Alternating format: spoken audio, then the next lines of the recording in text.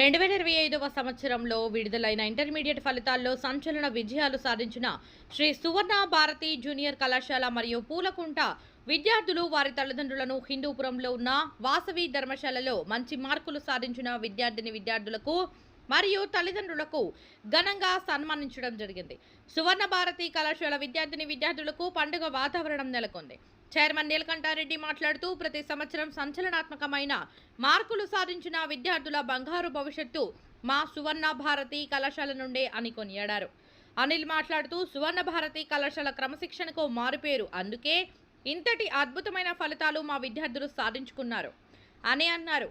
ఈ కార్యక్రమంలో Panchajanya Srinivasulu, Keshavamurthy, doctor Gopal Reddy, Puttaparthi professor Rajasekhar Reddy, విద్యార్థులు వారి తల్లిదండ్రులు, కళాశాల chairman Neelakanta Reddy, secretary Anil Swamy, Y Ravinder Reddy తదితరులు పాల్గొని విద్యార్థులకు మెమెంటో ఇచ్చి సన్మానించారు.